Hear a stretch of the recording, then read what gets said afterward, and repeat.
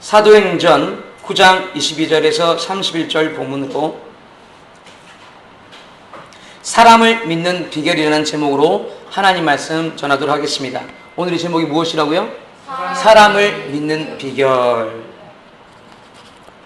오늘 이 본문의 말씀을 짧게 요약하면 바나바라고 하는 주의 제자가 핍박자 사울의 회심을 믿고 예루살렘 교회 제자들에게 소개하고 교제하고 그 사울이 예수 그리스도의 복음을 전할 수 있도록 길을 열어준 얘기입니다.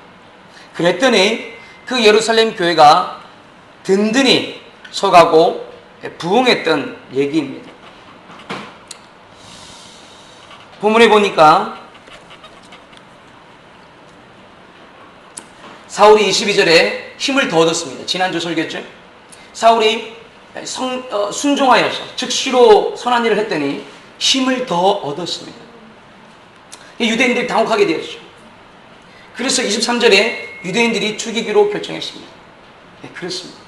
우리들에게 예수 믿는 사람에게 반가운 소식이었지만 유대교를 믿는 유대인들에게는 이 사울이 변절한 것이죠. 배신을 한 것이죠. 게다가 유대교를 공격하게 되니까 사울을 죽이기로 결정했습니다. 24절에 사울도 이 사실을 듣게 되었습니다.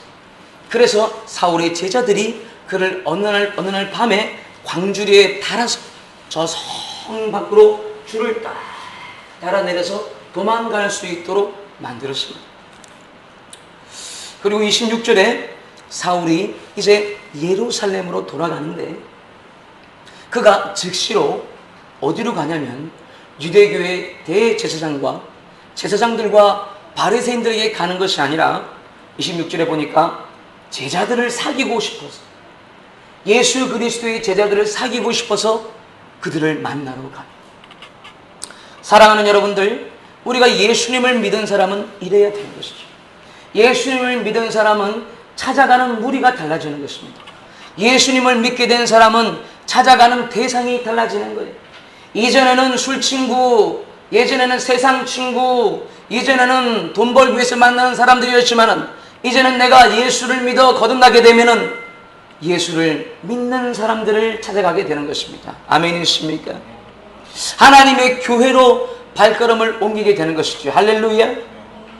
그렇습니다. 예수님을 믿는 사람은 이처럼 변화되는 것이에요. 할렐루야. 여러분의 발걸음이 그렇게 변화되기를 주님의 이름으로 축원합니다. 축원합니다.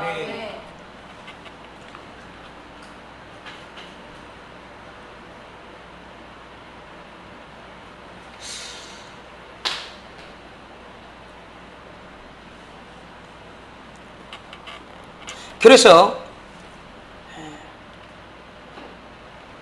제자들이 다 두려워했어요.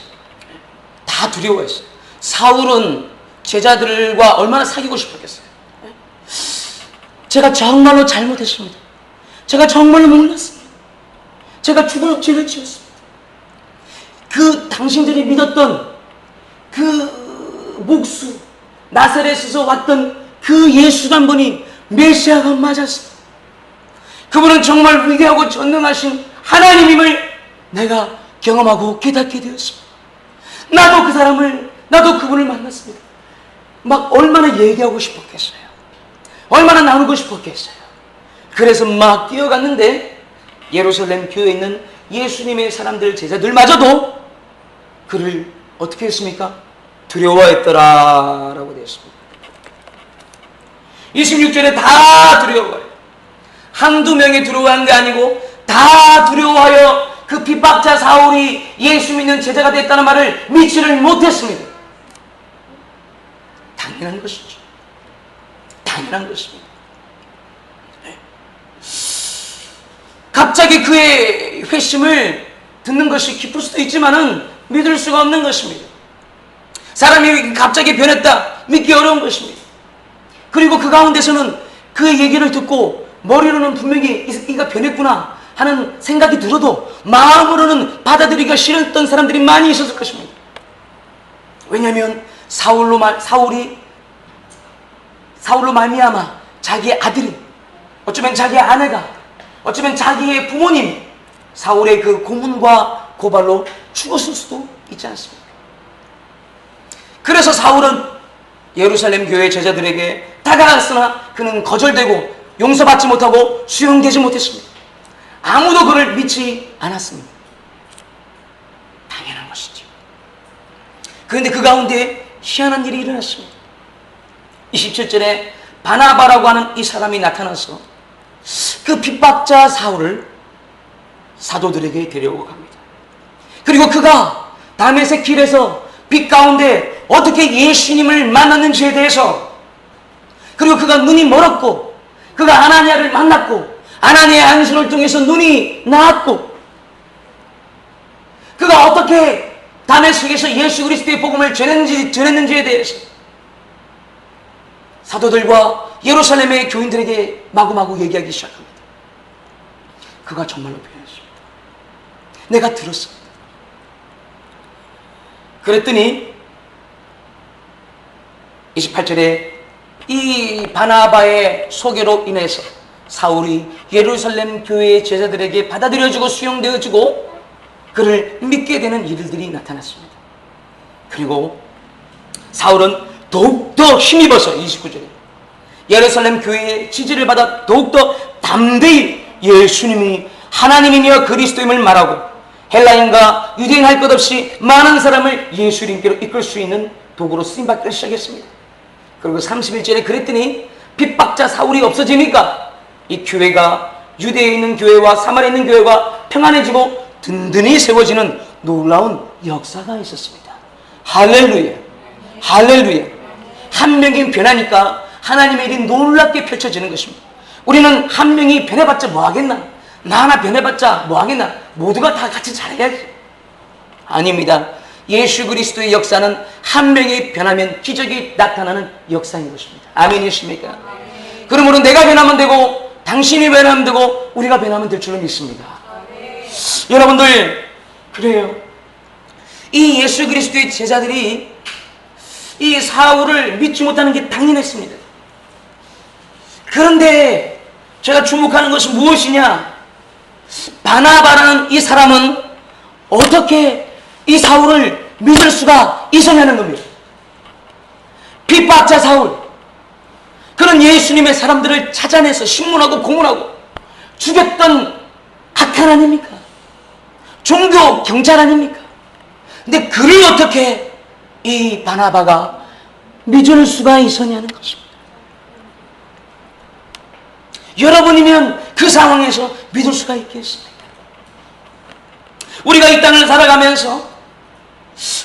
살아가면서 많은 여러 가지 어려움이 있지만 그 가운데 하나 중에 사람에 대한 어려움이 있지 않습니까?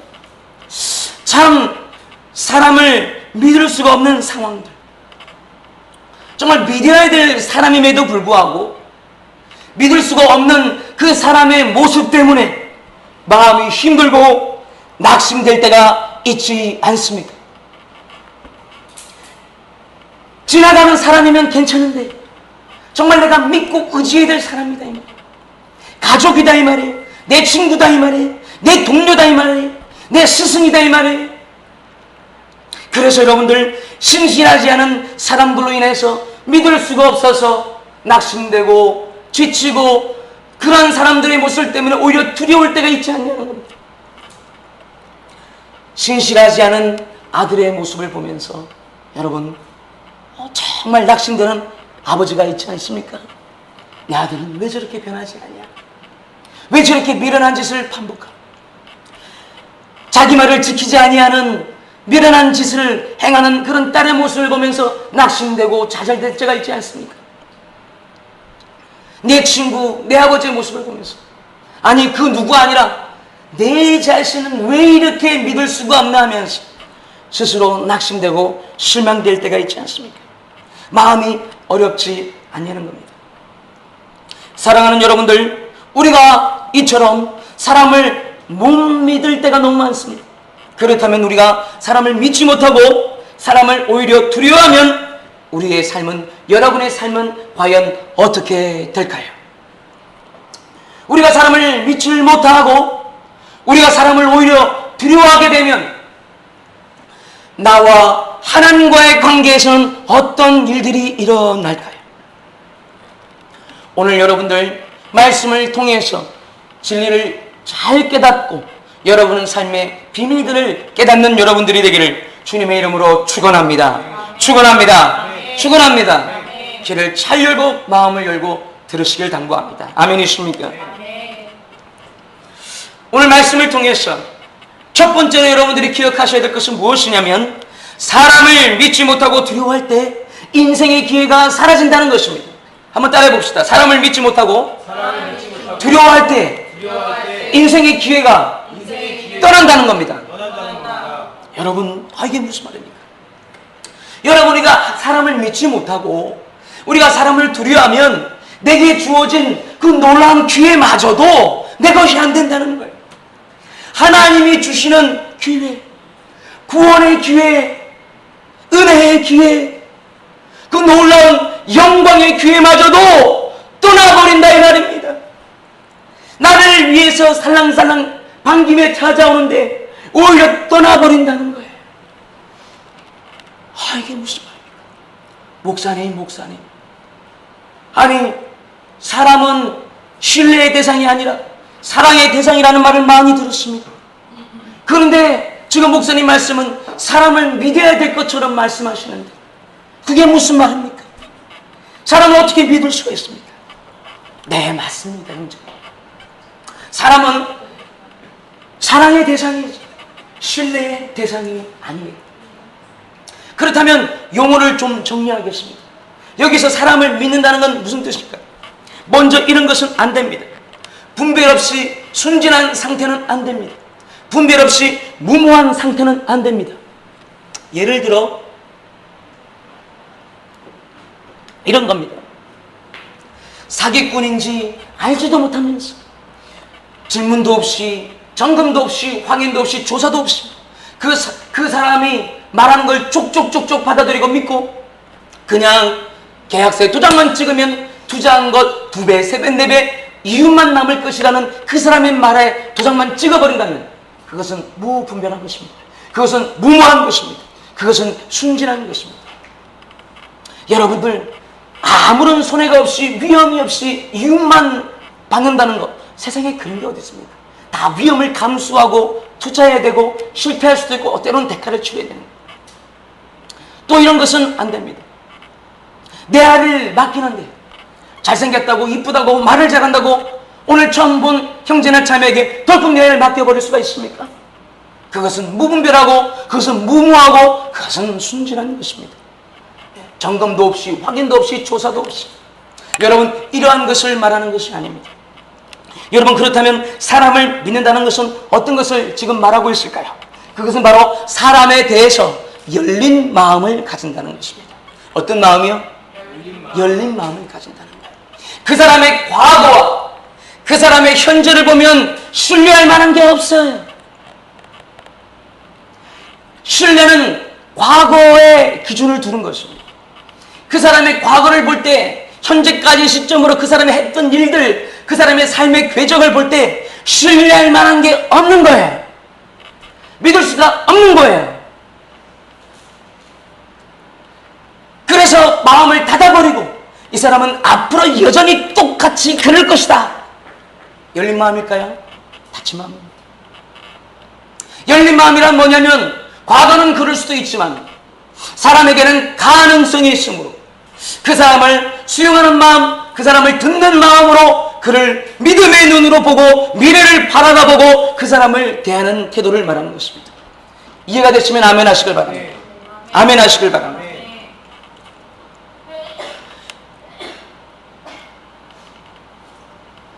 그렇습니다. 그래서 우리가 사람을 믿지 못하면 인생의 기회가 도망가버리고 빼앗겨버리고 우리는 놓치는 거예요.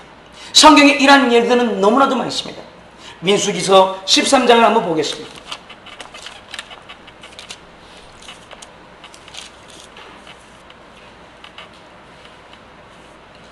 민수기서 13장 30절에 보면 이스라엘 사람들이 있고 갈렙과 모세가 그 앞에서 백성을 조용하게 하고 말합니다. 우리가 곧 올라가서 그 땅을 취합시다.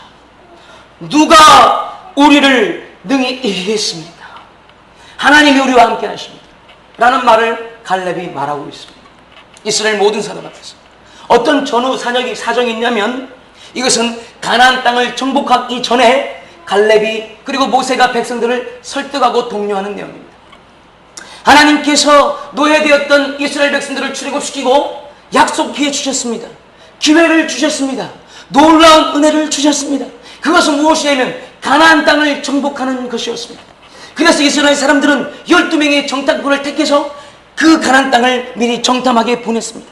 그리고 그들이 돌아왔습니다. 그들은 보고했습니다. 그 보고의 내용들은 같은 것도 있었고 다른 것이 있었습니다. 10명과 12명이 똑같이 말했습니다. 그곳은 정말 기름지고 풍성하고 젖과 꿀이 흐르는 땅이 맞습니다. 하나님이 약속한 대로 그런 땅이 맞습니다. 놀라운 땅입니다. 그리고 또한 12명 똑같이 말했습니다. 그러나 거기에 있는 백성들은 크고 강성한 아낙 자손들입니다. 여기까지는 12명의 보고와 동일했습니다. 그러나 10명과 2명 갈렙과 여호수아는 달랐습니다. 그 10명은 이렇게 말했습니다. 그 백성들은 크고 강성하기 때문에 우리는 그들 앞에서 메뚜기와 같습니다. 우리는 그들 앞에서 힘도 못 쓰고 벌레처럼 도망다니며 우리는 완전히 죽을 것입니다. 우리의 여인들은 그들의 놀이개가 될 것입니다. 그러므로 우리는 그 땅을 정복하면 안 됩니다. 그 땅을 욕심내면 안 됩니다. 그러나 이 2명 여호수아와 갈렙은 다르게 말했습니다. 아닙니다. 아닙니다. 하나님이 주신 약속입니다. 그 약속을 믿고 나아가야 됩니다. 하나님께서 우리와 함께 계심으로 우리가 그들이 메뚜기가 아니라 그들이 우리의 메뚜기고 그들이 우리의 밥입니다. 누가 능히 하나님이 함께 하시면 대적하겠습니까? 할렐루야. 여러분, 똑같은 사실을 두고도 그에 대한 해석과 반응이 이처럼 갈렸습니다. 믿음은 해석이 중요합니다. 믿음은 해석에 대한 반응이 중요한 것입니다. 아멘이십니까? 그래서 14장 1절에 보니까 온 회중들이 소리를 높여 부르짖는데 하나님께 기도한 것도 아니고 백성이 밤새도록 통곡하며 울었습니다. 2절에 모세와 아론을 원망하며 말하기 시작했습니다. 우리가 이집트에서 그냥 죽었으면 좋았을 텐데, 광야에서 죽었으면 좋았을 텐데, 어째서 여호와께서 우리로 하여금 가나안 땅으로 들어가서 그들의 칼에 맞아 쓰러지게 죽게, 우리의 처자들이 사로잡혀서 그들의 놀이개가 되고 우리가 종이 되고 그냥 이집트로 돌아가서 노예살이 하는 게 더 낫겠습니다. 여러분, 200만 명이나 되는 히브리인들이 남녀노소할 것처럼 어두운 그 소리로 밤새도록 울었습니다. 얼마나 200만 명이 되는 그 통곡 한 소리로 울었는데 얼마나 어두웠을까요? 얼마나 조주스러웠을까요? 얼마나 원망과 그 조주스러운 소리가 하늘을 찔렀을까요? 하나님이 다 들으셨습니다. 하나님이 다 들으셨습니다. 쭉 지나서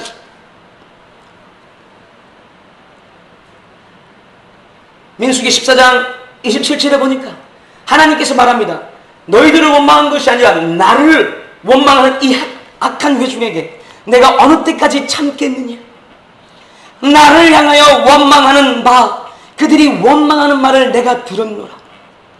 28절에 그들이 말한 대로 그들에게 내가 응하게 시행하겠다. 그래서 그들은 30절에 보니까 말한 대로 되어버립니다.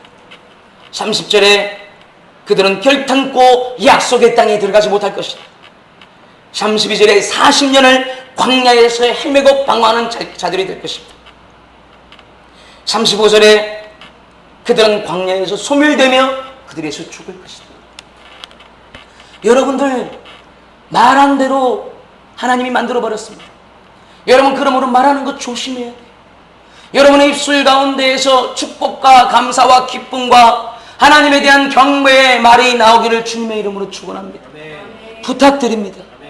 말한 대로 되는 거예요. 차라리 죽는 게 낫겠다 이렇게 살 바에 말한 대로 되는 거예요. 여러분, 주님 앞에서 그 입술이 회개되기를 주님의 이름으로 축원합니다. 그 입술이 변화되기를 주님의 이름으로 축원합니다. 여러분, 노예였지 않습니까? 히브리 사람들 노예였지 않습니까? 이 노예들이 어떤 기회를 받은 겁니까? 그들이 자유 시민이 되는 것이고 땅덩어리 한 평 없는 자들이 그 땅을 소유하는 주인이 되는 것이고, 이집트 사람과 파라오의 노예로서 소작농 농사 쳐주면서 품삯 조금 받는 그런 노예들이 이제는 자기 땅을 수만 평을 읽을 수 있는 주인이 되는 것인데 그 기회를 잃어버렸습니다. 그 인생의 기회를 잃어버렸습니다. 하나님이 주신 그 놀라운 기회를 잃어버렸습니다. 무엇 때문이었습니까? 그들은 여호수아와 갈렙을 믿지 못했습니다. 믿어야 될 자를 믿지 못하고 열명정탐꾼 부정적인 믿음 없는 사람들의 말을 믿어버렸습니다.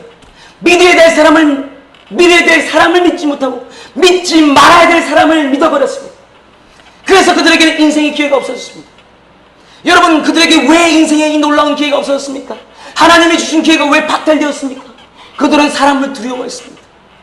두려워하지 말아야 될 가나안 백성의 사람들을 그들은 두려워했습니다. 한번 보지도 못한 그 사람들을 두려워했습니다.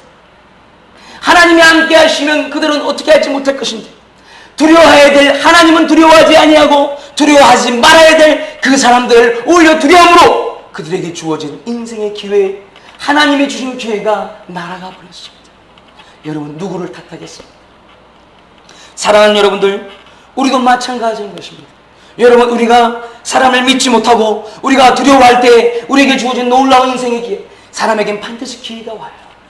여러분에게 반드시 2번, 3번 정도 여러분 인생에 어떤 놀라운 계기가 되는 기회가 찾아온다는 것입니다. 아멘이십니까? 반드시 인생의 기회가 오게 돼 있어요. 하나님이 주신 기회가 오게 돼 있어요. 아멘이십니까? 사람이 왜 변하지 않는 메마른 이 땅을 하루하루 살아갈 수가 있겠어요? 인생의 기회가 오기 때문에 언젠가는 그 소망을 가지고 이 땅을 살아갈 수가 있는 것입니다. 아멘이십니까? 그런데 그때가 와도 사람을 믿지 못하고 사람을 두려워하면 그냥 그 교회는 빠이빠이 하고 도망가는 거예요. 왜냐? 사람을 거부하고. 여러분, 하나님의 역사는 결국 사람을 통한 역사예요. 성경은 누구의 기록입니까? 전능하신 하나님의 기록인 줄로 믿습니다. 그러나 이 성경을 어떻게 기록하셨습니까? 40여 명이 넘는 사람 저자들의 통하여서 하나님이 기록해 주신 거예요. 아멘이십니까? 세계 선교를 어떻게 주님이 하십니까? 성령으로 하시는 거예요. 아멘이십니까? 그러나 눈에 보이는 사람 주의 제자를 통해서 주님이 하셨던 것입니다. 아멘이십니까? 그러므로 눈에 보이는 사람의 역사는 눈에 보이지 아니하는 하나님의 역사에 의해서 움직이는 거예요. 아멘이십니까? 성경에 이런 예들이 너무나도 많습니다. 사위를 믿지 못해서 패가 망신한 장인의 얘기도 있습니다. 사무엘상 18장을 보겠습니다.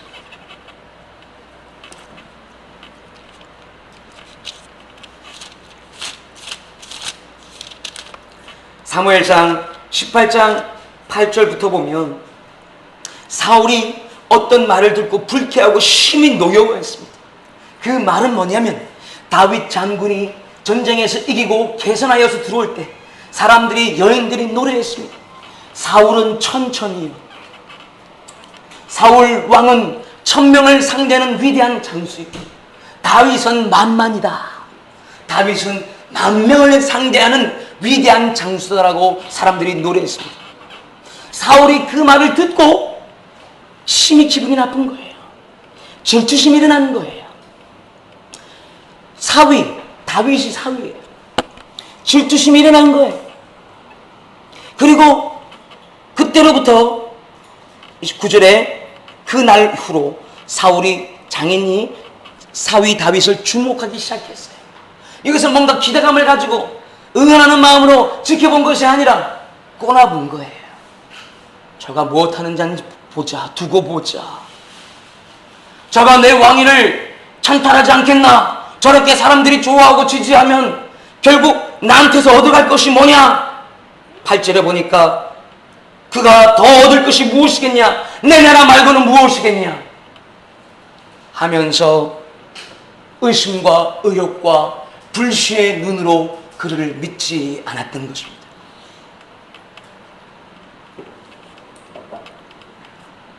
그리고 결국 어떻게 되었습니까? 10절에 그날부터서 그가 사위를 믿지 않고 의심하고 의욕하고 그렇게 판단할 때 그날 이후로부터 악신들이 들려서 사울을 괴롭게 만들어 버렸어요. 여러분들, 다윗은 물론 하나님으로부터 왕위를 받을 것이라고 예언됐습니다. 그 언젠가 그는 왕이 될 것입니다. 그러나 다윗은 사울로부터서 왕위를 빼앗을 마음이 없어요. 때가 되었을 때 자연스럽게 하나님이 그렇게 하실 것을 믿고 기다릴 것입니다. 무슨 말인지 이해가 되십니까? 그러나 사울은 이 사위 다윗이 자기를 왕에서 몰아내고 죽이고 쫓아내고 그 나라를 빼앗을 거다, 쿠데타를 일으킬 것이다, 반역할 것이다 라고 의심하고 그렇게 조조스럽게 믿기를 시작하는 거예요. 그래서 결국 사울은 그 나라를 하나님으로부터서 빼앗깁니다. 여러분들, 이런 예는 성경에 너무나도 많습니다. 사람이 사람을 믿지 못하여서 낭패를 보는 일들은 너무나도 많습니다. 스승이 제자가 스승을 못 믿어 결국에는 죽었던 얘기도 있습니다. 가룟 유다라는 사람이 있었습니다. 그의 스승은 예수님이었습니다. 그러나 그는 스승을 믿지 않았습니다. 그 스승이 메시아임을 믿지 않았습니다. 그 스승이 부활할 것이고 하나님의 나라를 임하게 통치할 것이라고 누누이 가르쳤는데 그는 믿지 않았습니다. 그가 이스라엘 나라를 회복할 것이라고 누누이 가르쳤는데 유다는 믿지 않았습니다. 그래서 판단하고 이 사람은 안 되겠구나 하고 오히려 제사장들에게, 대제사장에게 은전 30을 주고 팔아버렸습니다. 그로 인하여서 그는 양심의 가책을 받고 악신이 들리고 악기들에게 시름시름 앓다가 정신이 이상해져서 결국에는 자살하고 죽어버리게 되었습니다. 누구를 탓하겠습니까? 여러분들, 우리가 사람을 믿지 못하고 두려워하면 인생의 기회가 떠나간다는 것입니다. 나를 위하여서 손짓하고 찾아오는 그 인생의 기회마저도, 심지어는 하나님이 주시는 구원의 기회마저도 떠나간다는 거예요. 하나님이 여러분들을 쓰시고자 찾아오셔도 그 기회가 사라진다는 거예요.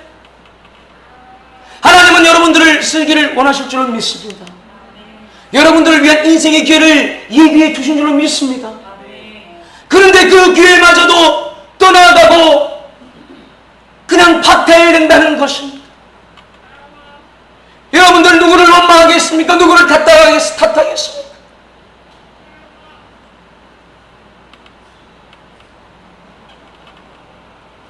우리가 사람에 대한 실망감과 후회와 그 두려움으로 인하여서 때로는 아들마저 믿지를 않습니다. 때로는 딸마저 포기하고 삽니다. 남편마저 기대감 없이 포기하고 담쌓고 살아갈 때도 있습니다. 마음의 문을 꽉 닫고 폐쇄적으로 살아가기도 합니다. 아니면 오히려 사람들을 이용하며 살아가기도 합니다. 사람은 믿을 바가 아니니까, 기대할 바가 없으니까 마음에 그 어떤 사람도 마음에 담아두질 않습니다.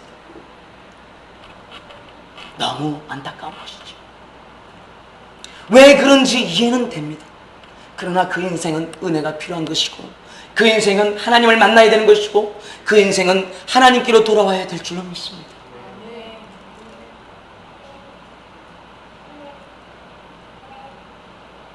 그러면 우리가 사람을 믿지 못하고 두려워할 때 우리와 하나님의 관계는 어떻게 될까요? 내가 사람을 믿지 못하고 두려워하면 내 인생의 기회마저 박탈되는구나. 내게 굉장히 큰 불이익이구나. 이게 맞아요. 깨달아 주시면 아멘 하시길 바랍니다. 아멘 하시길 바랍니다. 그거는 나의 유익이죠. 근데 하나님과의 나와의 관계에서는 어떤 영향을 미칠까요? 하나님과 나와에서는 어떤 죄가 양산이 될까요?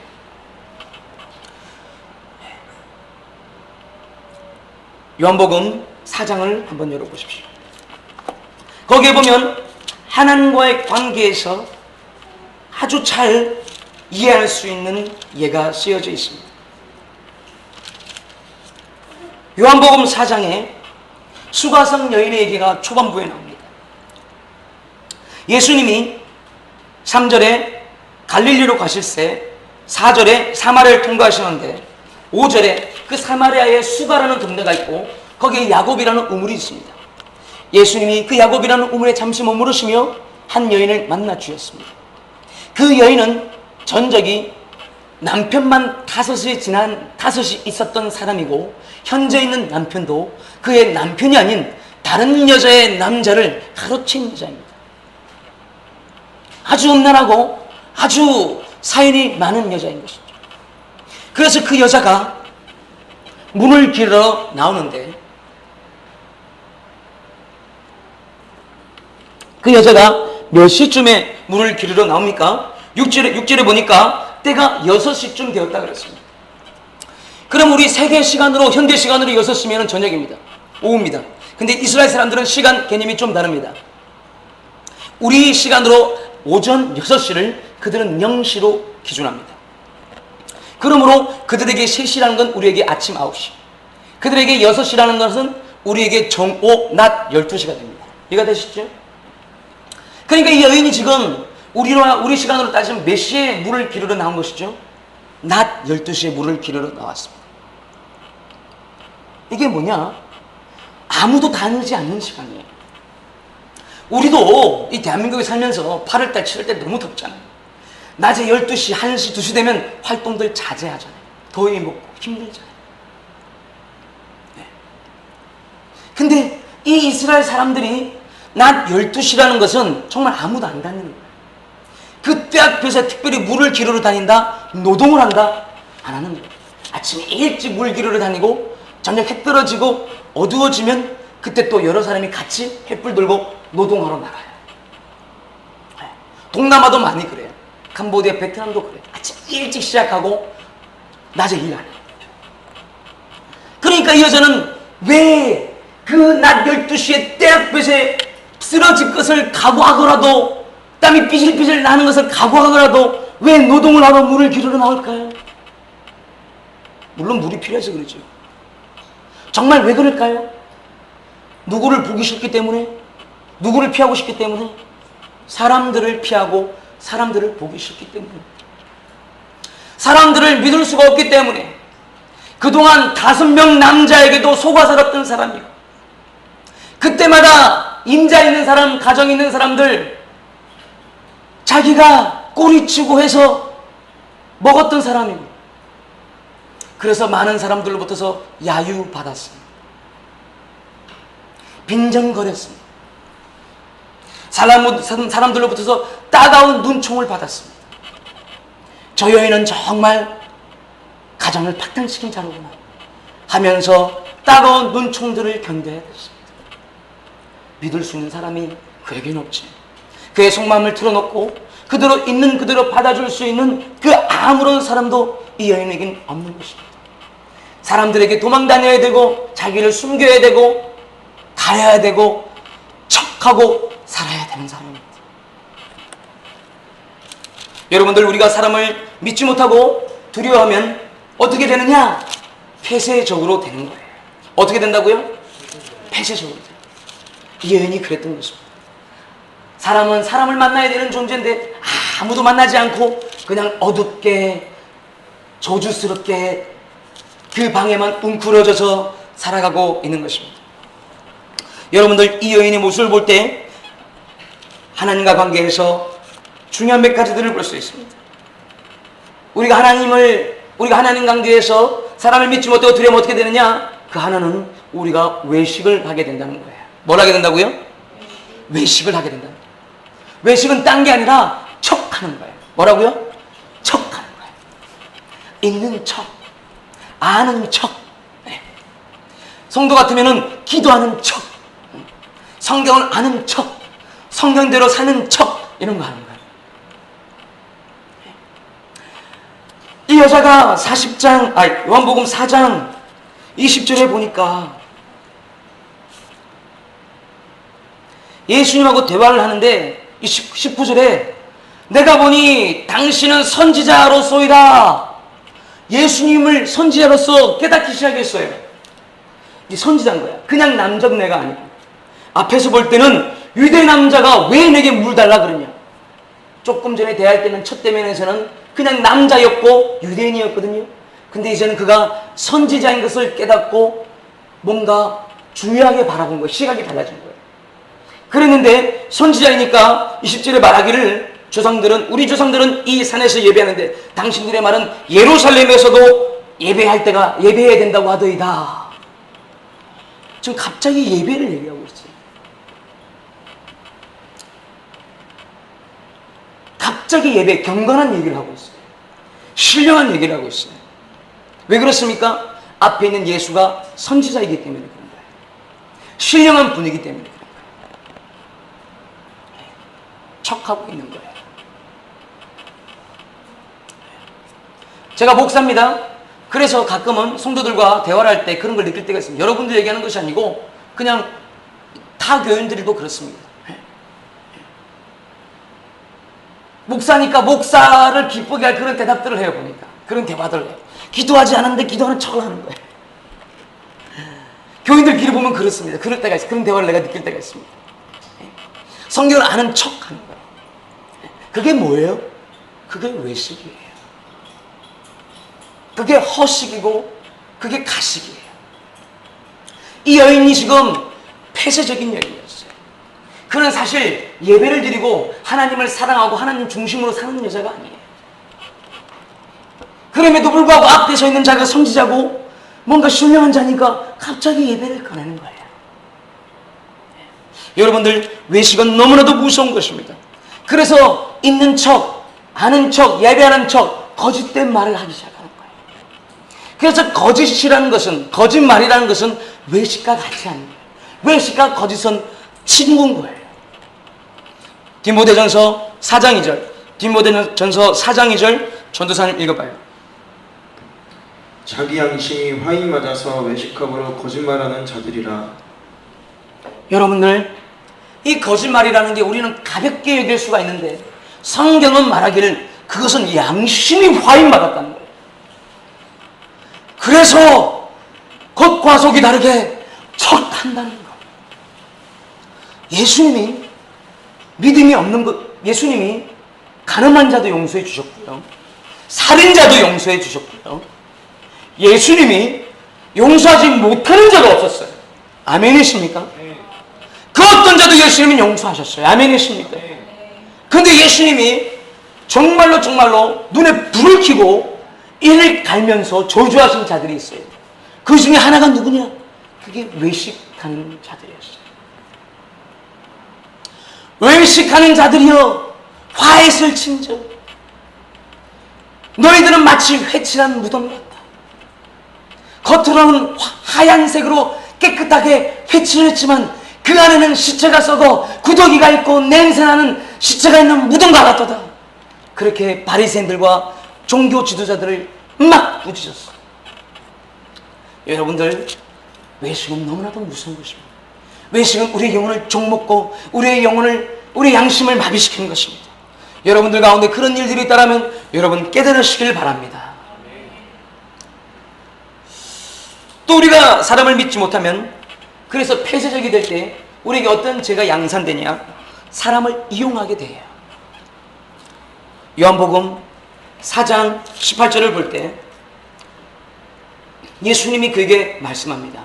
너에게 남편 5이 있었고 지금 있는 남편도 너의 남편이 아니다.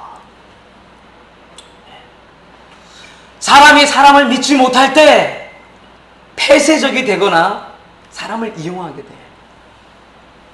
폐쇄적이 되어서 보호적이고 방어적이 되고, 아니면 이용해 먹어요. 공격적. 저 사람 뭐 지나가는 사람이지 뭐. 사람이라는 것은 내 성공을 위해서 써먹는 거지. 밟고 지나가는 거지. 그렇게 사람을 부속품, 하나의 무슨 기계처럼 이용해 먹는 거예요. 이 여자도 사람을 믿지 못하는 상태가 되었습니다.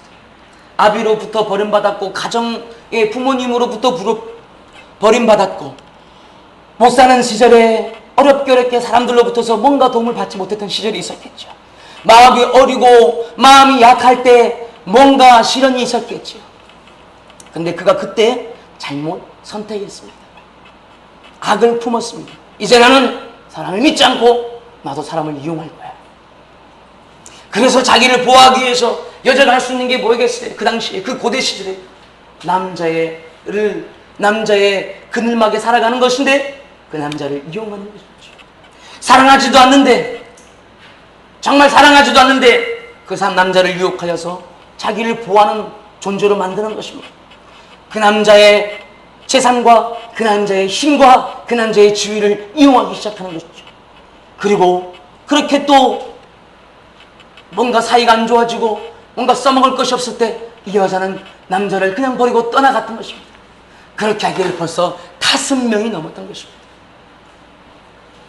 여러분들, 우리가 사람을 믿지 못하고 두려워할 때 우리는 어떤 죄를 양산하게 되느냐? 사람을 이용하게 되는 거예요. 여러분들, 하나님과 관계에서 이것은 너무나도 악한 것입니다. 하나님을 슬프게 만드는 것이고 하나님의 마음을 아프게 만드는 것이고, 이것은 분명히 우리가 해결해야 될 죄가 되는 것입니다. 여러분 가운데 그런 일이 있다라면 없기를 주의 이름으로 기도하시길 바랍니다. 여러분 가운데 그런 일이 있었다라면 주님께 고백하고 오늘 돌아오는 여러분들이 되기를 주님의 이름으로 축원합니다. 하나님 관계에서 왜 이것이 중요하느냐? 사람을 믿지 못하는 것은 결국 하나님을 믿지 못하는 이유가 되기 때문인 거예요. 사람들이 그런 말을 해요. 아, 목사님, 하나님은 제가 믿을 수 있어요. 하나님은 완전하시니까요. 그런데 사람은 도저히 못 믿겠어요. 그러면서 폐쇄적으로 살며, 그러면서 어둡게 살며, 그러면서 아무도 받아들이지 않으며, 아무도 믿지 않으며 어떤 사람들을 이용하는 일들이 괜찮다고 합리하는 신앙인들이 있습니다. 잘못된 겁니다.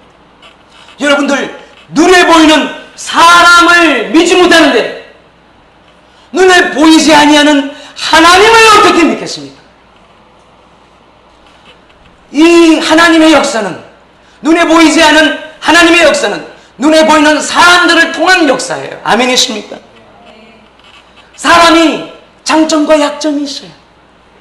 그래서 장점만 많이 보이면, 장점만 내가 경험하면 그 사람을 믿기에 쉽죠. 그건 누구나 그렇게 할 수 있어요.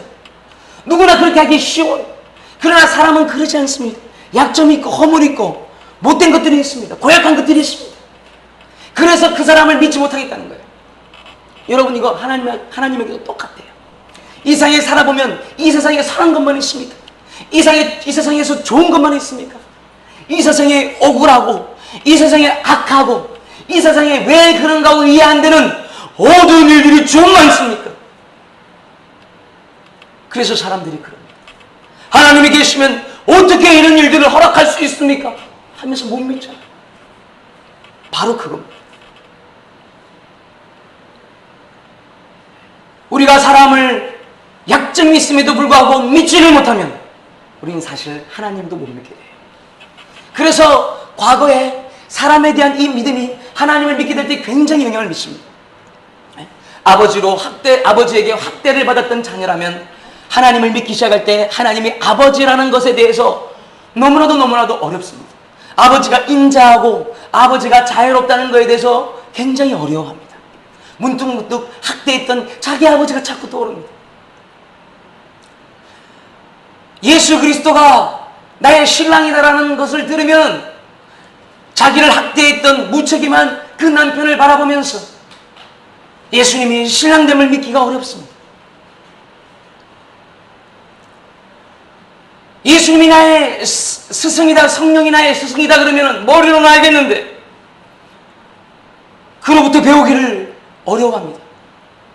참된 스승을 못 만나봤다. 여러분들, 그러므로 사람에 대한 이 믿음이 하나님에 대한 믿음과 직결되는 거예요. 그래서 하나님께서 이스라엘 백성들이 모세와 아론을 원망할 때 하나님이 말씀하신 것이 그들은 너희를 원망한 것이 아니라 바로 나를 원망한 것이다 라고 말했던 것입니다. 여러분들, 그렇습니다. 우리가 사람을 믿지 못하고 두려워할 때 우리 인생의 기회는 날아가고 우리는 폐쇄적이 되고 우리는 사람을 이용하게 되거나 우리는 외식하는 악에 빠지게 되는 존재인 것입니다. 사랑하는 여러분들, 우리가 이러한 존재일 때 하나님은 어떠신 분이겠습니까? 우리가 사람을 믿고 두려워하지 말고 우리가 정말 인생의 기회를 우리가 받고 하나님께 쓰임받기 위해서 우리가 어떻게 해야 될까요? 두 번째로는 하나님이 누구신지를 알아야 됩니다. 한번 따라하겠습니다. 하나님은 전능하신 분이다. 하나님은 전능하신 분이다. 따라합시다. 하나님은 못 변화시킬 사람이 없다.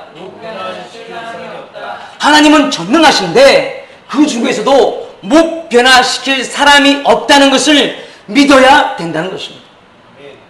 사람에 대한 믿음이 떨어지고 사람이 두려워할 때 어떻게 해야 되느냐? 우리는 전능하신 하나님을 믿어야 되는 거예요. 그 하나님의 속성 가운데서도 하나님이 하셨던 일들, 하나님이 못 변화시키실 사람이 없다는 것을 믿어야 된다는 것입니다. 아멘이십니까? 하나님은 그 어떤 사람도 변화시킬 수 있는 사람이십니다. 아멘이십니까?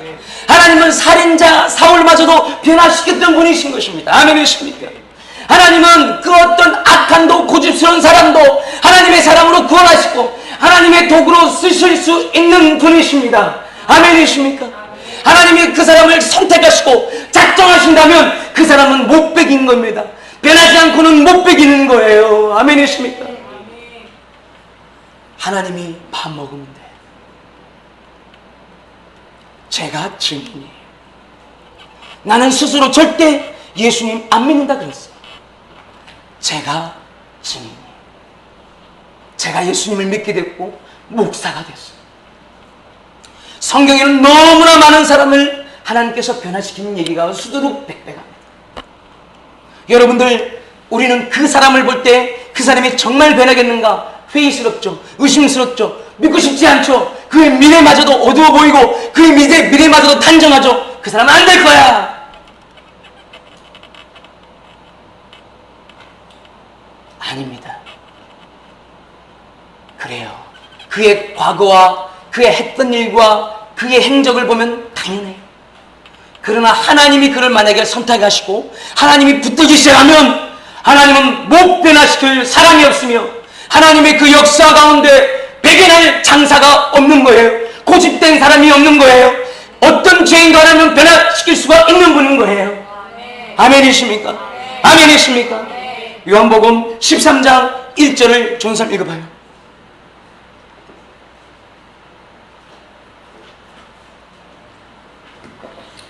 유월절 전에 예수께서 자기가 세상을 떠나 아버지께로 돌아가실 때가 이른 줄 아시고 세상에 있는 자기 사람들을 사랑하시되 끝까지 사랑하시니라. 이 예수님의 말씀이 기록된 건데 예수님이 제자들을 사랑하실 때 끝까지 사랑하십니다. 이 얘기의 전말은 뭐냐면 예수님이 유월절 돌아가시기 전날 마지막 최후의 만찬을 하실 때의 그 기록입니다. 최후의 만찬 하실 때 마지막 식사를 하실 때 그때마저도 제자들 중에는 예수님이 무엇 때문에 그렇게 마음이 공공하시고 서글프시고 마음이 아프신지 관심도 없었어요.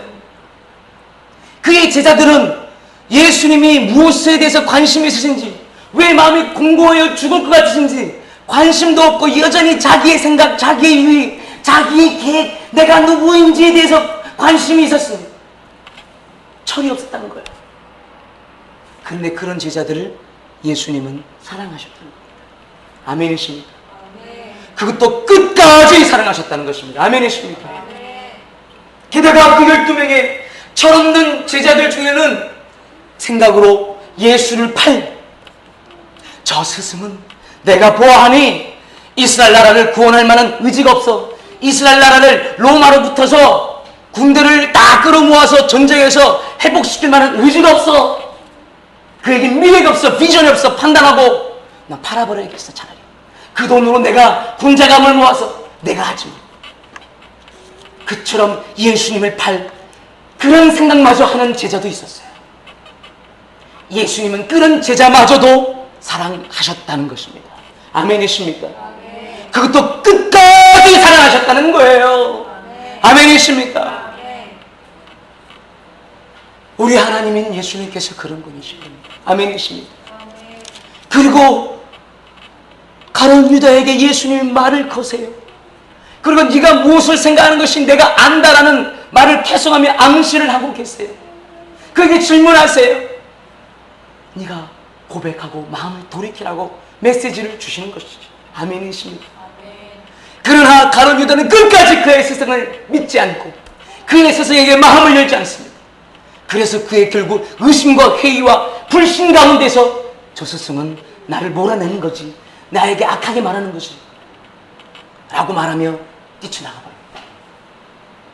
여러분, 사람을 믿지 못하면, 사람을 수용하지 못하면 그 어떤 좋은 말을 해도 제대로 들리지가 않아요. 마귀가 말을 가로차버립니다.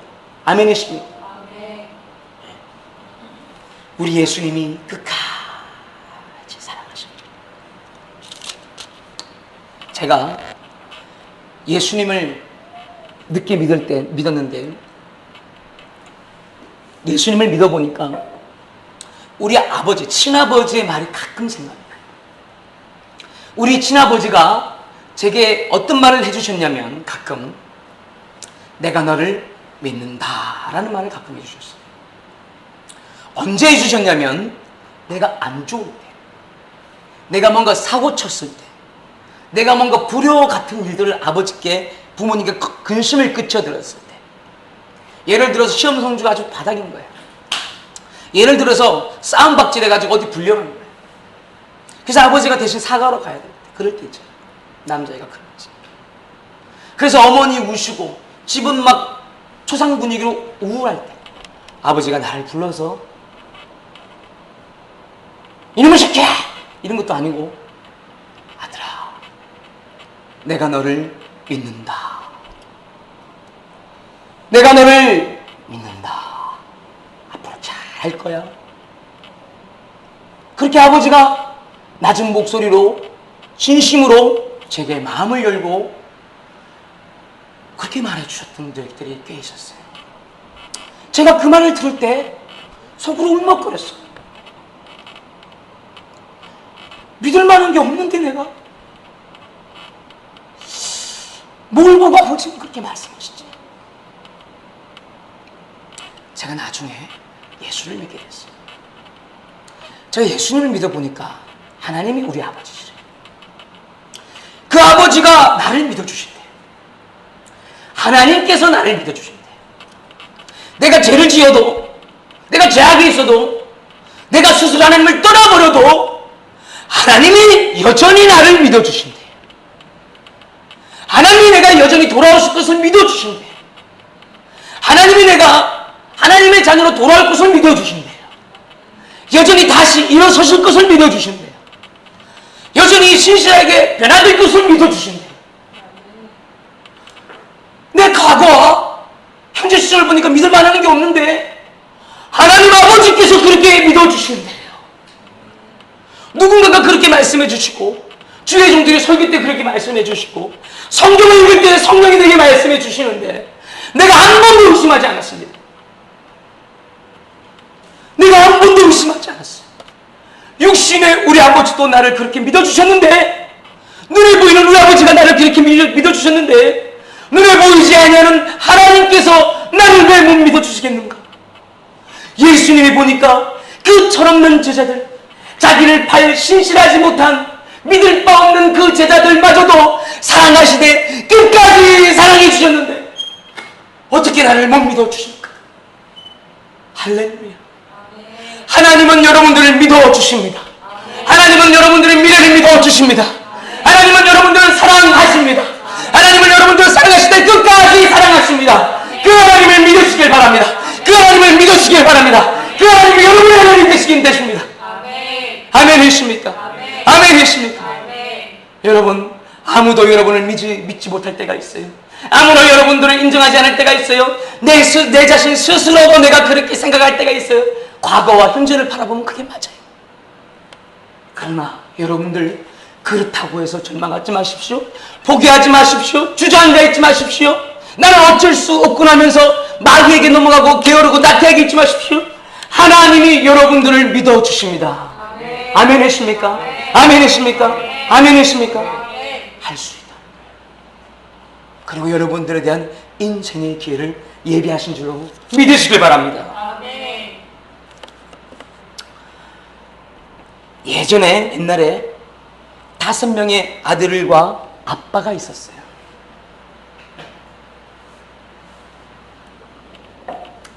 이 5명의 형제 중에서 이 아빠는 이 한 아이에게 마음이 유독 쓰였어요.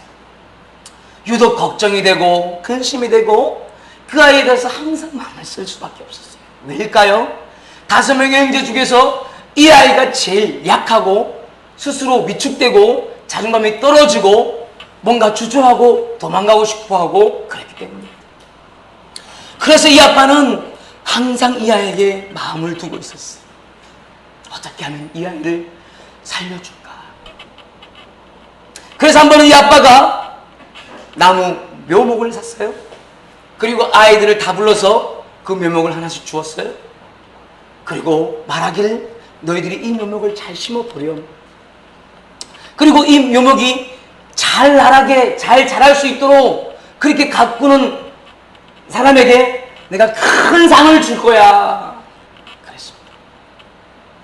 그리고 몇 달이 지났습니다.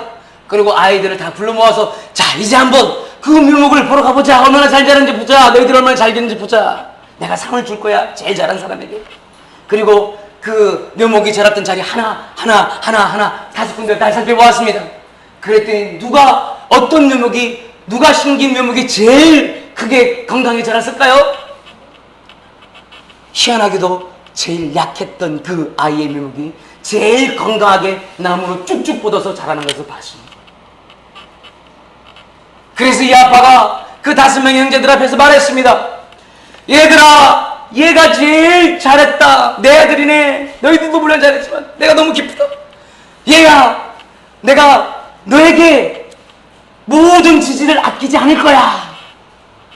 너는 아마도 장차 커서 훌륭한 생물학자가 될 거야. 그래서 네가 생물학자가 될 수 있도록 나는 모든 지원을 아끼지 않을 거야. 그랬어요. 이 제일 연약했던 아이는 그날 너무나 기뻤습니다. 자기가 잘할 수 있다는 것에 대해서 한 번도 생각하지 못했는데, 그는 경험이 없었는데 이거를 경험하게 된 거예요. 아버지로부터 그 칭찬을 들은 거예요. 너무 흥분되어서 잠을 이룰 수가 없었습니다. 그래서 지척지척 하다가 기쁜 마음에 그 나무를 보고 싶어서 그 동산으로 달려갔습니다. 그 새벽에 보니까 누군가가 보였습니다. 그 누군가가 그 나무에게 걸음을 주고 그 나무에 피를 뽑고 그 나무에 물을 주고 걸음을 주고 있는 모습을 봤습니다. 아무도 나오지 않는 새벽 중에 봤습니다. 그게 누구였을까요? 그게 누구였을까요? 그의 아빠였습니다. 그의 아빠가 아무도 모르게 매일같이 그 나무를 새벽녘에 나와서 그 나무를 보살펴주고 있었던 것입니다. 마치 그 아이가 잘 길러준 것처럼 그 아이에게 믿음을 심어주고 그렇게 나무를 길러줬다는 것입니다. 그 아이는 아버지의 그 사랑을 알고 펑펑 울었습니다. 여러분들, 나중에 이 아이는 어떤 사람이 되었을까요? 생물학자가 되었으면 좋았을 텐데 현실은 달랐습니다. 현실은 다른 거예요. 현실은 달라요.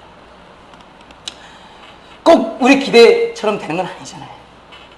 그런데 어떻게 되었느냐? 그 사람은 미국의 34대 대통령이 되었습니다.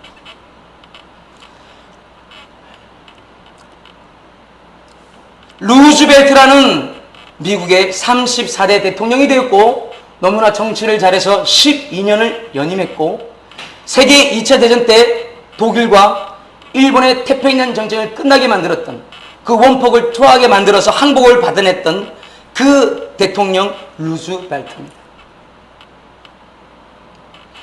여러분들, 이처럼 믿음은 사람을 변화시키는 거예요. 아멘이십니까? 아멘이십니까? 믿음은 사람을 변화시키는 놀라운 기적의 힘이 있기 때문에 마귀가 그처럼 싫어하는 거예요. 사람이 믿음을 갖지 못하도록, 믿음을 쓰지 못하도록. 사랑하는 여러분들, 믿음을 가지시길 주님의 이름으로 축원합니다. 믿음을 가지시길 주님의 이름으로 축원합니다. 신실하지 않는 사람을 보면서 혹은 내 자신을 보면서 여러분 하나님을 바라보시길 바랍니다. 할렐루야, 할렐루야, 할렐루야. 제가 예전에 스티브라는 청년이 떠오릅니다. 이 스티브라는 청년이 미국에 이민을 갔는데 별 재미도 없고 별 잘하는 것도 없고 그냥 그렇게 살았어요. 한 시절. 과거를 볼 때 신뢰할 만한 게 없어요. 자기가 믿음지 않은 탓에 어떻게 먹고 살까 하여서 미국 군대에 지원을 해서 들어갔어요. 근데 거기서도 얘가 견디질 못해요. 뭔가 끝까지 해본 적이 없으니까. 그래서 그가 그 미국에 자원하고 들어갔기 때문에 어떻게 나왔느냐, 정신감정 때 미친 짓을 해서 나왔어요. 정신감정 때 일부러 미친 짓을 해가지고 정신 이상자라는 판단을 받고 자기가 나왔어요. 그만큼 이 친구는 뭔가 신뢰하기 어려운 이상한 생각을 하는 그런 사람이었어요. 머리 스타일도 항상 빡빡 깎고 다녔어요. 눈에는 쌈박질하다 찢어진 자국이 있고. 그 친구가 신앙을 가지겠다고 교회를 나오는데 잘 믿어지지가 않죠. 왜냐하면 매일같이 술 먹고 친구들과 어울려 다니고 그런 삶을 살아가면서 동시에 하나님을 믿으려니까 잘 믿어지지가 않습니다. 뜨문뜨문 교회를 나오다가 결국 안 나와버렸습니다. 그래서 제가 2개월, 3개월 그렇게 기간을 두면서 가끔씩 연락을 해봅니다. 어느 날은 전화를 해봅니다. Hey Steve, where are you now? Pass the bag. I'm drunk. 술 먹고 있다 이거예요. 목사님 저 술 먹고 있어요. 안전했어요 목사님 그러고 있어요. 아 그래. 그럴 때도 있겠지. 그래. 스트레스도 풀어야지. 근데 어딘데? 네 여기 오클랜드 어디에 중국 식당 차이니즈 레스토랑 어디에 있어요. 친구들하고 한잔 먹고 있어요. 그래 알았어. 그래 다음에 보자. 전화 끊고 제가 어떻게 했을까요? 뭔가 그 친구한테 오늘은 찾아가야겠다는 감동이 들었습니다. 그래서 50여 분을 드라이브를 해서 그 가게 앞에 섰습니다. 전화했습니다. Hey Steve, I'm here. I'm just here. 그랬더니 뭐 어디라고요? 얘 놀래요. 아, 내가 바로 앞에 있다고. 그 차이니즈 레스토랑 바로 앞에 있다고. 그랬더니 아까는 술 취한 소리였거든요. 아이고 저 술 먹고 있어요. 네! 그러더니 바로 앞에 계시다고요 목사님? 얼마나 또박또박하게 말하는지. 아, 나와봐. 나와서 나 좀 데려가. 나와가지고 데려 들어갑니다. 막 놀래가지고 얘가. 네, 그 친구들 대여심에 앉아서 술잔을 기울이죠. 목사가 왔다고 수줍어하면서 굉장히 환영합니다. 목사님 이런 데 오셔도 되나요? 하면서 우리 술 그렇다고 해서 그들이 술을 안 먹진 않습니다. 오히려 교회 얘기를 안주 삼아서 그들이 술을 먹습니다. 아 목사님이라고 하셨죠? 얘가 교회를 좀 나가야 돼요. 지는 안 나가면서 목사님 쟤 좀 교회 나가야 돼요. 니나 회개해 하면서 막 이럽니다. 그래서 그들과 한 30분 정도 얘기하다가 40분? 모르겠어요. 얘기하다가 제가 뭐 3시간 4시간 그들과 대작하기는 어렵지 않습니다. 그렇게 해서 얘기하고 그냥 놀고 고민들을 주다가 나왔습니다. 그랬더니 이들이 참 예의가 있어요. 목사가 왔다고 만두하고 막 음식을 투고로 해가지고 막 싸줘요. 들고 와서 사모님하고 같이 드시죠. 어떨 때는 보면 예수만 믿는 사람이 이럴 때 나아. 그리고 스티브가 교회 나왔을까요? 어땠을까요? 다음 주에 나오지 않았어요. 현실은 다를 수 있어요. 저는 생활할 때 기도합니다. 그리고 가끔씩 또 연락합니다. 문득 문자. 잘 지내냐? 네, 건강해라. 근데 생각하지 않은 날 얘가 와 있는 거예요. 보니까. 네. 내 기대하고 달라요. 그리고 그 뒤로는 교회를 잘 다니더라고요. 할렐루야. 아멘. 할렐루야. 아멘. 그리고 제가 한국 왔을 때 그 친구 한국에 한번 왔었어요. 목사님. 그리고 미국 있을 때 미국 가서 돌아가서 걔가 연락 왔어요. 목사님 기도해 주세요. 왜? 제가 이제 주의 종이 되기 위해서 신학교를 가려고 합니다. 야 빠박이 너가 교회 안 다니던 너가 사람들이 너는 안 변할 거라 말했던 너가 목장 모임에도 안 나오고 빈둥빈둥 대면서 교회 기웃기웃하던 너가 예 목사님 목사님이 제게 그렇게 찾아오셨잖아요. 그날을 제가 기억합니다. 목사님이 저를 믿어주셨잖아요. 네. 그래서 그 친구는 구세군 교회에서 저기 중부에 중남부에 교회에서 전도사로서 열심히 성실하게 미국인들 교회에서 사역을 감당하고 있어요. 저는 그 친구가 그렇게 될지 몰랐어요. 하나님만 아시는 것이죠. 여러분들 사람을 믿지 못하고 사람을 두려워하면 하나님이 주시는 교회를 빼앗기는 거예요. 우리가 그 교회를 가질 수가 없는 거예요. 하나님을 경험할 수가 없는 거예요. 아멘이십니까? 아멘. 여기 예루살렘 교회에 많은 제자들이 있습니다. 똑같이 한 신앙 안에 예수 이름을 믿는 사람들이었습니다. 그러나 어떤 사람들은 두려워서 사람을 믿지 못하여서 과거와 현재 때문에 사람을 받아들이지 않았어요. 그들에겐 기회가 없어졌습니다. 바나바는 그러나 세계 선교를 할 수 있는 기회를 가졌고 성경에 기록되는 기회를 가졌고 하나님의 사람으로서 칭찬받는 기회를 그는 가졌습니다. 할렐루야. 아멘. 할렐루야. 아멘. 바나바가 이 청년 사울이 세계 선교를 했던 사도 바울이 될 줄, 성경 신약에 20몇 권이 넘는 성경을 저자하는 그런 위대한 사도가 될 줄 어떻게 알았겠어요? 하나님만 하셨단 말이에요. 아멘이십니까? 아멘. 여러분 그렇습니다. 하나님이 여러분을 믿어주신답니다. 아멘이십니까? 아멘. 하나님이 우리를 믿어주십니다. 아멘이십니까? 아멘. 로마서 5장 6절과 8절은 말합니다. 우리가 아직 연약할 때, 우리가 여전히 죄짓고 과거를 볼 때 현재를 볼 때 가망성이 없어 보일 그때에 기약대로 그리스도께서 경건하지 않은 자를 위하여 죽으셨도다. 의인을 위하여 죽는 자가 쉽지 않고 선인을 위하여 용감히 죽는 자가 간혹 있거니와 우리가 아직 죄인 되었을 때 믿지 못할 때 신뢰 못할 때 그리스도께서 우리를 위해서 죽으심으로 하나님께서 우리에 대한 자기의 사랑을 확증시키셨도다. 여러분들 세상의 일들이 잘 되고 안 된다 가지고 하나님이 나 사랑한다 안 사랑한다 믿는다 안 믿는다 그런 거 따지지 말고 그리스도 예수께서 당신을 위해서 죽으셨다는 이 사실을 믿으면서 하나님의 사랑을 믿으시길 주님의 이름으로 축원합니다. 아멘. 그렇습니다. 세 번째로 오늘 여러분들이 말씀을 통해서 기억하셔야 될 것은 무엇이냐?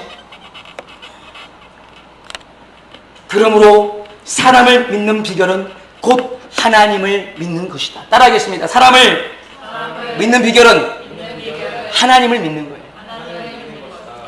사람을 믿으려고 하는 것이 아니라 신뢰할 수 없잖아요.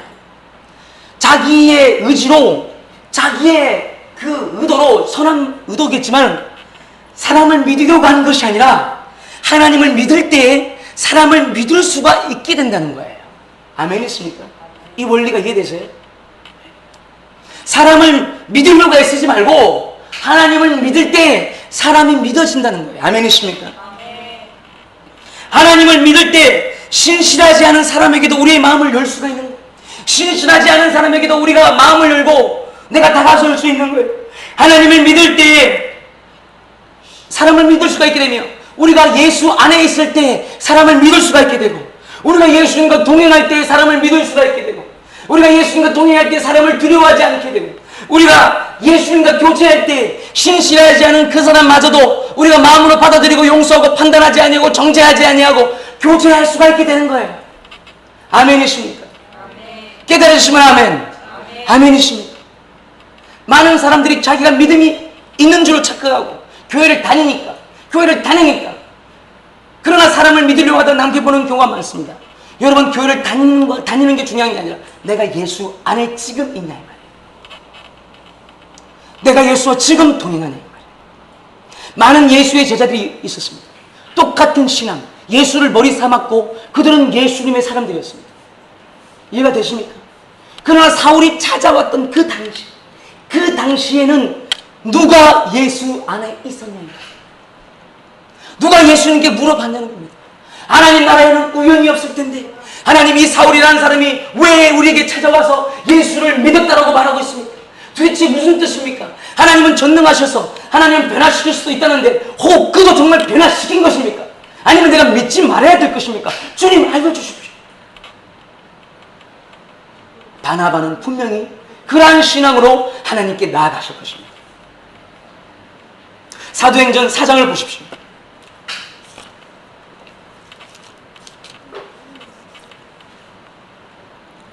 사도행전 4장에 35절에 많은 사람들이 자기의 재물을 교회에 두고 사도들의 발 앞에 두었습니다. 필요에 따라 나누어 주었습니다. 그때 36절에 불현듯이 그 바나바가 나타납니다.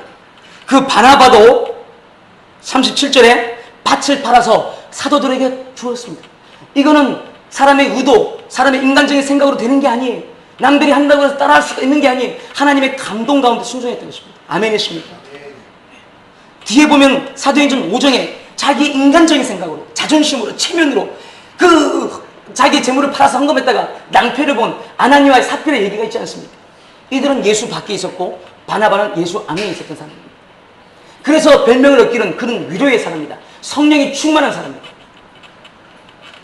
여러분들, 사람을 믿으려고 애쓰지 말고 하나님을 믿기를 애쓰시길 바랍니다. 그럴 때 사람을 믿을 수가 있는 거예요. 아멘이십니까? 얘야 너는 나를 믿는데 나를 믿고 그 사람에게 다가갈 수 있지 않겠느냐. 주님이 말씀하실 수 있는 것입니다.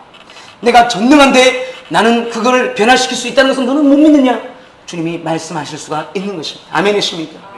그런 신령한 교제와 교감이 이 바나바에게는 분명히 있었다는 것이죠.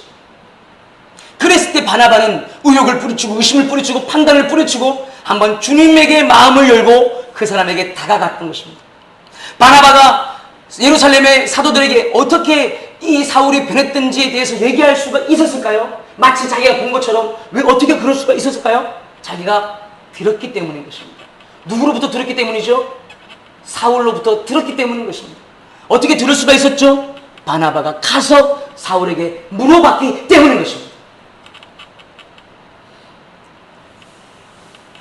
그렇습니다. 여러분들, 이처럼 신실하지 못한 자지만 믿는 것이 우리 크리스찬의 모습인 것입니다. 아멘이십니까? 우리 크리스찬의 모습입니다. 그게 바로 제자들의 모습이었고 오늘은 이 바나바의 모습이었고 바로 그들 안에 있는 예수님의 모습이었습니다. 아멘이십니까? 그러면 우리가 어떻게 그럴 수가 있는가? 여러분들이 조금 도움을 얻을 수 있도록 제가 3가지만 알려드리겠습니다. 첫 번째로는 열린 마음, 믿음. 열린 마음으로 분별해야 됩니다. 어떻게 된다고요? 열린 마음으로 분별해야 되는 거예요. 이 바나바는 사울에게 찾아가서 그가 물었습니다. 그때 너는 말해도 내가 안 믿을 거야. 택도 없어. 라는 다친 마음, 정죄하는 마음, 저주하는 마음이 아니었습니다. 혹여라도 주님이 그러실까 하고 열린 마음으로 물어보고 들었습니다. 분별하기 시작했다는 것이죠. 아멘이십니까? 열린 마음으로 분별했다. 신앙에는 그래서 분별이 필요합니다. 두 번째는 어떻게 되냐? 열린 마음을 써야 됩니다. 열린 믿음을 써야 됩니다. 아멘이십니까? 히브리서 11장 6절은 말합니다. 믿음이 없이는 하나님을 기쁘시게 할 수 없으니 하나님께 나아가는 자는 반드시 그가 살아계신 것과 그가 자기를 찾는 자들에게 상 주시심을 믿어야 할지니라. 믿음, 하나님에 대한 열린 마음을 가져야 된다는 것입니다. 아멘이십니까? 하나님은 못하실 것입니다. 그런 마음으로 사람을 살펴봐야 된다는 것입니다. 아멘이십니까? 그의 미래를 축복해야 되는 것입니다. 아멘이십니까? 그의 가능성을 축복해야 되는 것인 줄로 믿습니다. 아멘이십니까?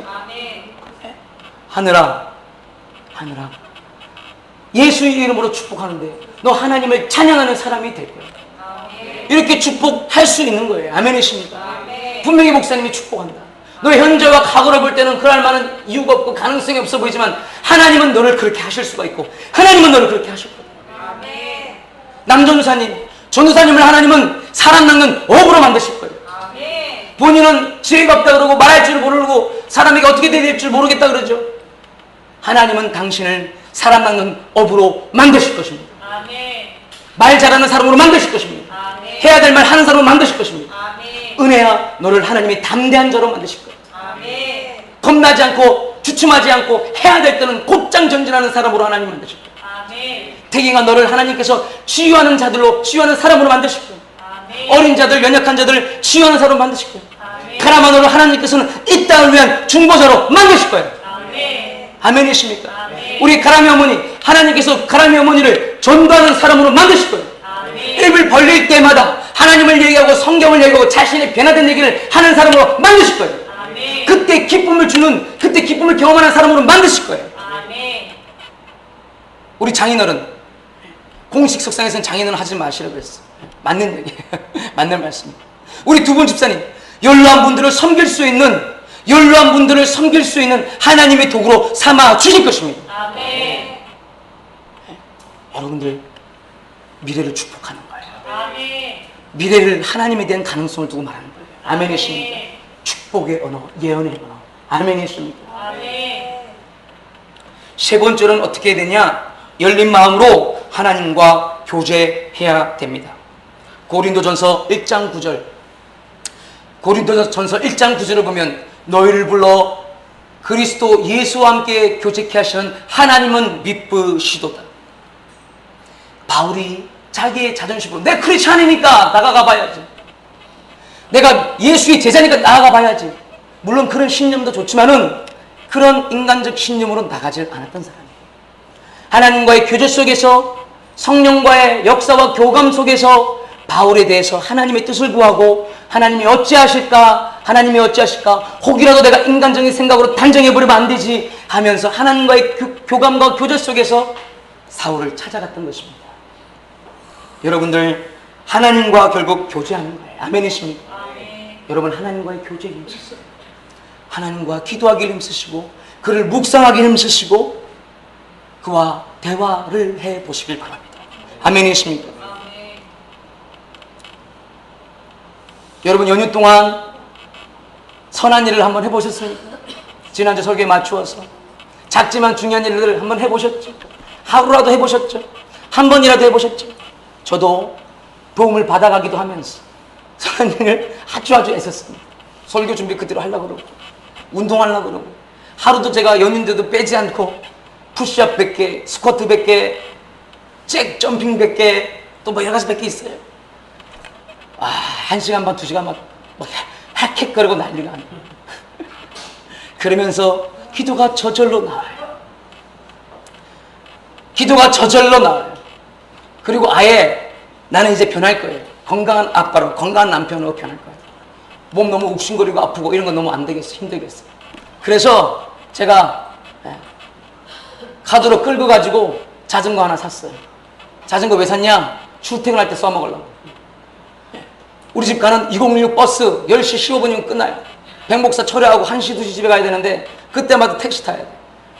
6,000원씩 택시 3주만 전략하면 자전거 값 10만 원 나와요. 계산해보니까 딱 그래. 내 마음 가운데 이전에는 그랬어. 겨울에 무슨 자전거를 타고 다니나, 비가 오면 무슨 자전거 타고 다니나, 여름에 무슨 자전거 타고 다니나. 아니야, 비가 와도 탈 거고 여름에는 비가 와도 탈 수 있을 것 같아. 추워도 탈 거고 더워도 탈 거고. 오늘도 아침에 내가 어떻게 출근했을까요? 자전거 타고 출근했어. 다리가 아주 그냥 뜬뜬하게, 그냥 뜬뜬하게 내 다리가 아닌 것 같아. 한 40분 걸리더라고. 버스보다 나아 보니까. 버스는 15분씩 기다릴 때도 있거든. 오늘은 내가 코스를 잘 모르니까 긴 코스를 선택해가지고 오르막길 택해가지고 저 중랑천 넘어오는 길을 택해가지고 그때마다 기도가 절로 나와. 어젯밤에 퇴근할 때도 11시 좀 넘어서 퇴근할 때도 어떻게 제가 집에 갔을까요? 장생은 타고 왔어. 기도가 절로 나와. 주님은 어떠세요, 하나님? 하나님 오늘은 어떠세요? 주님이 내게 대답 잘 안 하실 때도 많아. 그러나 나는 계속 주님께 물어.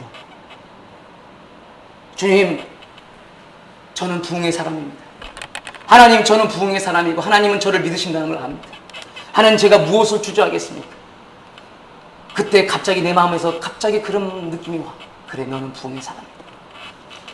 기도할 때 느끼는 마음이라서 내가 눈물이 꽉 채요. 눈물에서. 하나님, 내 현실을 볼 때는 그러하지 않은 모습이 나타날 때가 많아서 실망할 때가 많지만 하나님은 저를 믿고 하나님은 저를 믿고 저는 하나님을 믿습니다. 여러분들 주님과 교제하시길 바래요. 할렐루야, 할렐루야, 할렐루야. 기도하겠습니다.